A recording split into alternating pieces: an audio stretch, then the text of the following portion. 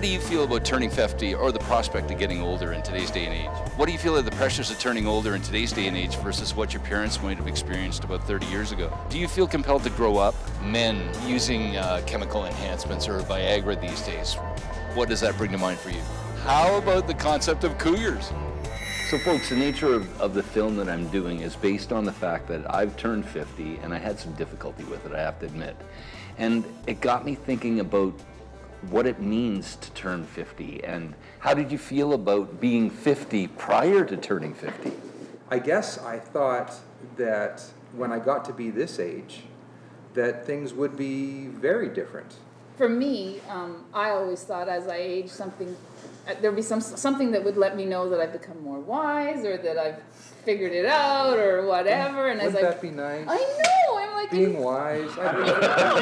Here's your wizard's hat. Yeah. You now know I it all. feel just the same as I always did. Only now I'm older and I feel like, well, wait a minute. Mind you, that was the same. Well, when I turn 20, it'll be like this. Or when I turn 30, it'll be like it never is. It's just what it is. What about looking at career or family and the perspective you have on those two subjects now that we are of this age? My husband and I are childless by choice, and the older we get, well, certainly me, the more I appreciate, oh my God, I don't have those issues that all my friends have with these kids that are at various stages in their own lives, Yeah, and there's lots that. of, it's just like, I couldn't handle that, I don't feel like I've missed anything. Career-wise, talk to me about what your perspective on what you do to earn an income in comparison to what you thought of career maybe 15 years ago.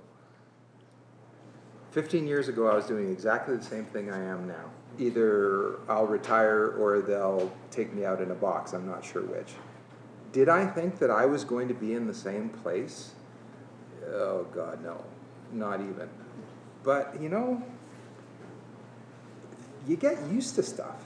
I mean, there's a pension that goes with this, and so... You certainly don't think about that when you're younger, the pension and... No. Yet in my Now- generation, in my parents' generation, they would have been thinking about get a job, that Yeah. you can get a good pension. Get a government job. So you get a good because- pension. Exactly. So at a young age, they were already thinking that it was going to be, that's where they were going to be forever. And I don't know if I'm just being naive, not thinking about the future and a pension, or if I just trust that it's all going to work out.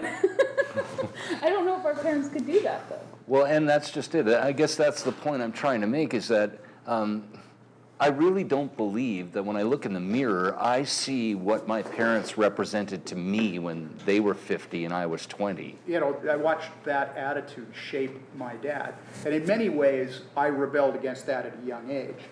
And the rebellion continues. Now there you are. So there you go. The other side of that coin is 15 years from now, I might be pushing a shopping cart around Boyle Street. I don't know, right? But in many ways, when he looked in the mirror, he didn't see a 50-year-old guy either. He saw that same 20-year-old kid just with a little less hair. Okay, 30 years ago, I looked at my parents turning 50 and thought, whoa, that's what old looks like. I wonder if they felt the same way when they were 20 looking at their parents turning 50. Similarities exist. The fact is, we are different in this day and age in comparison to what 50 looked like 30 years ago. Okay, so what would have been the difference between people of my father's generation or my parents' generation and ours? First of all, if they'd come to a thing like this, the first thing that they would have done was have come, knotted the tie, and come in a suit. Mm-hmm. And they would have shined their shoes.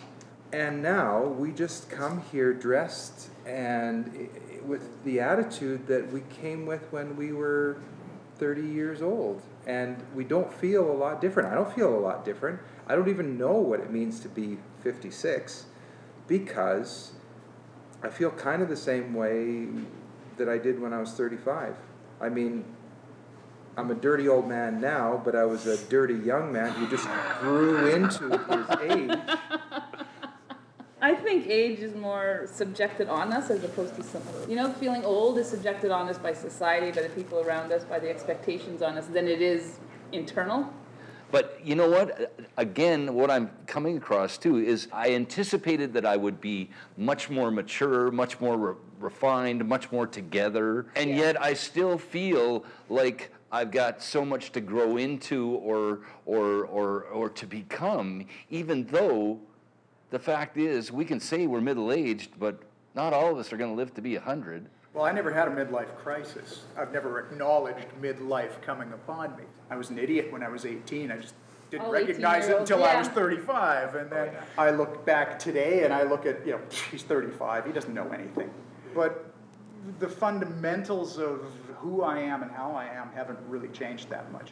Our personalities haven't changed. We're still the same individuals we were inside. Is it just fear of decay physically that Our personal constitutes environment being has changed, old? right? It's Yeah. we're still the same inside, but what's going on outside is changing, and we have to adapt to that. I mean, myself, I've been terminally healthy for almost my entire life, and then in the last couple of years, I've done, 2 stretches in hospital, and I'm still actually in recovery from a bout that I had last summer where I got very ill. There are parts of me that aren't here anymore. Yeah. I don't really miss my gallbladder, but it was a part of me. You know what I mean? The rite of passage. Happy 50th birthday. Get on the table. Like you're saying, it's afraid of aging. I'm not. I remember looking forward to 40 because I just wanted to get out of my 30s. I just wanted to get into my 40s where it just feels different. It's a different arena. It's a different expectations of you. Yeah, I mean, you talked about missing your gallbladder. I miss my libido. The fact is, when we talk about things like Viagra or the concept of cougars or how we're still obsessing about sex the way we did when we were 20, like that wasn't something I expected at this age. How about yourselves? I never saw that going away or being that sort of thing. You certainly never really thought about your middle-aged parents, but at no point in our lives I think did any of us think about our parents having sex. That was just gross. For whatever reason, I mean, maybe it was the fact that I grew up in a repressive church environment, but I mean, I've been kind of obsessed with sex just about all my life, and that hasn't changed at all.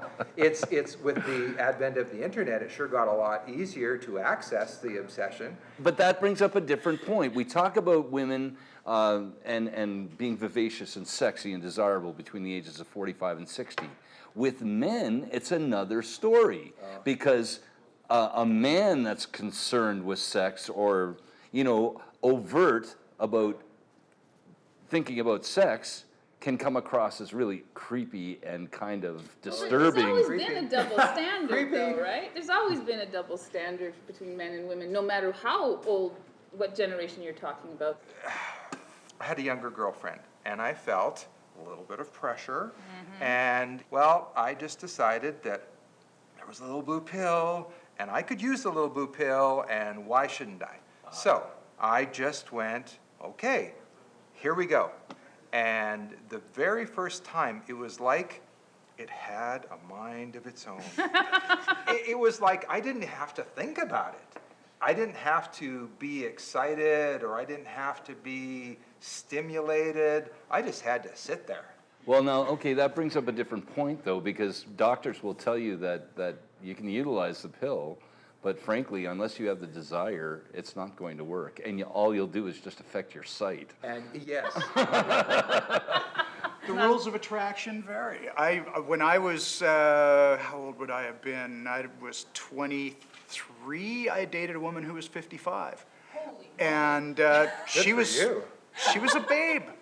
And smart and funny and very attractive. And, it wasn't a long-term relationship or anything like that, but I have very fond recollections. So I think it's a matter of the individual. Smart is sexy, and the older a woman gets, the smarter they get, and the sexier they get.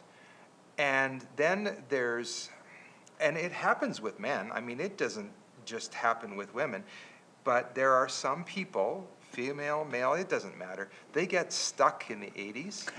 They're still wearing sweat tops that have kittens on them, and it doesn't wear well as far as I'm concerned. Because they haven't allowed themselves to age, because they feel that their sexuality is tied in to a point in their life where they could point at it and say, here's where I was hot. Yeah. So they're constantly trying to emulate that as opposed to allowing themselves to grow into So that's sexuality. why it's great when you think you've never felt hot, so it's just great. You never have to worry about that. Oh, Silvana, that's not true. Being young or being old just depends on the way you think.